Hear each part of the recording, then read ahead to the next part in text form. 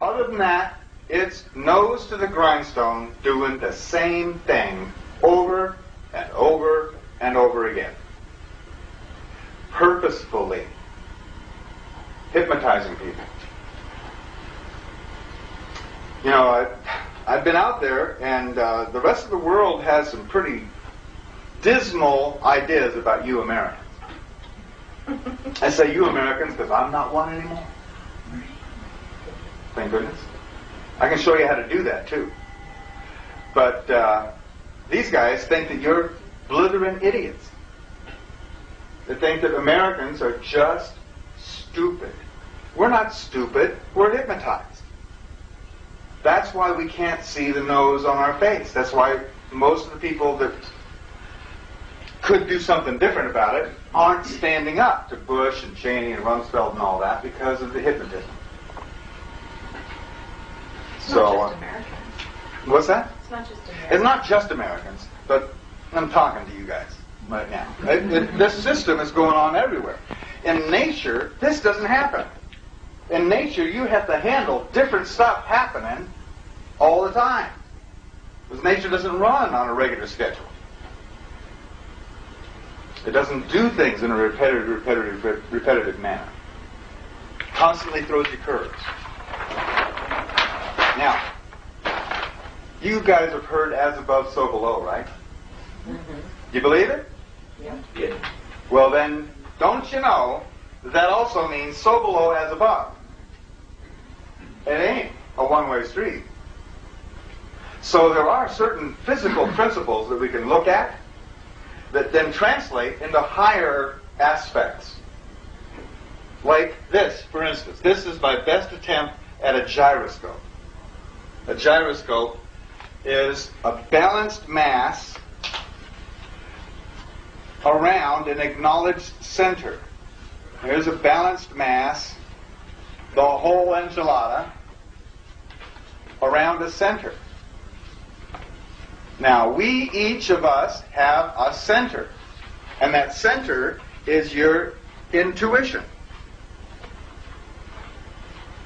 Do you go with that? Yes. Your intuition is your center. Now, the way a gyroscope works is you move it, the faster, as a matter of fact, the faster you move it, the more change you introduce to this balanced mass, the more stable the whole thing gets. This is wonderful. We have a constant acceleration of change as our future. Everything is going to be changing faster and faster and faster. What that means is that as a being, as long as you're centered, you're going to be getting more and more stable. It's already happening. More and more people are learning that their intuition is the tool to use to survive. They're getting more certain about that. Have you heard about the elephants in the Tasami? Right? All the animals made it out of there. Their intuition brought them along. Did you hear about the stories about in the Midwest? They just had 500 tornadoes this last year. And there were lots and lots of stories of miracle survival. And it was always, the bottom line, the same word and the same story was intuition, or just knowing what to do, or what not to do. This is getting more and more public, that intuition is the way through. And as more and more and more changes in your consciousness of 3D, this is your consciousness over here, of your experience in 3D, the faster and faster it changes, the more and more you're noticing. So the more and more stable or centered you become. Now, that's how it would naturally go. What happens if you do this?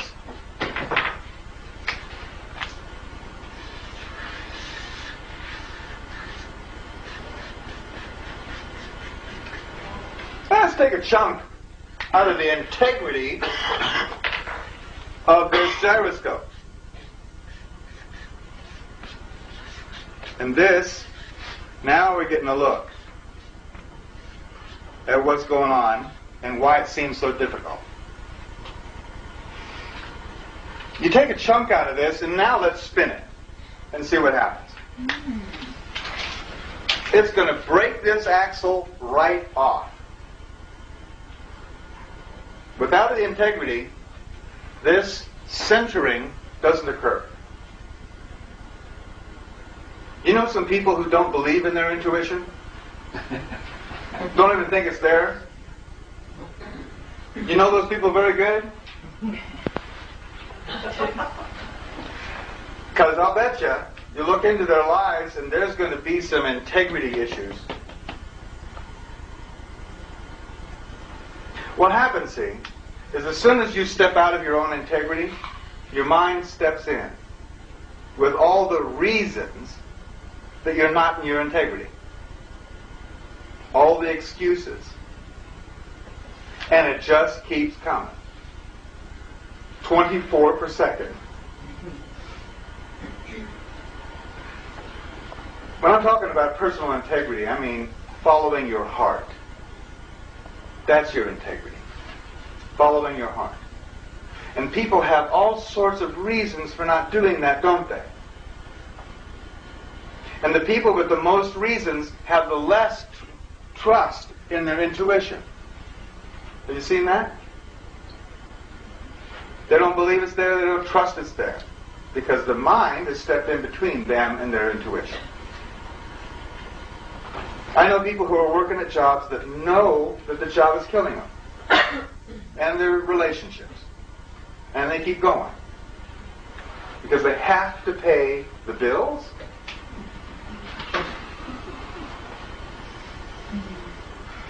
You see, there is two brands of integrity. There's two brands. There's personal integrity, which is wholeness and forthrightness. And then there's institutional integrity. Institutional integrity, or power integrity, is can you keep a secret? That's their integrity. Can you hold a secret? If you can, you're an honorable man. And if you can't, you're not going to go any higher. That's the way that works. So power has had its own brand of integrity, but it hasn't been a wholeness. There have been secrets. There have been holes in this balanced mass. And what we're seeing now, as things speed up, as circumstances come faster and faster, we're seeing corporations, religions, relationships of all kinds flying apart for the lack of integrity. That's what's coming forward. That's what like I said before, integrity and ethics is the issue. And it's going to become more and more so from here on forward. Now, there is no thing to do about this. There's no doing here. There's not really any having here either. There is being. And that's where we're headed back. Back to being. And I wanted to show you this next chart here about how we manifest ourselves into new states of being or new states of havingness and doing. And it's a regular formula that we can follow. I'm going to go through this again and we'll do a little bit more detail to it. Attention. These are the foundations of manifestation in the third dimension. First of all, attention. Showing up. Registering, witnessing what's going on. It's not easy to do this. Have you ever sat down in front of somebody, even somebody you like, and just try to pay attention, just look at them in the eyes?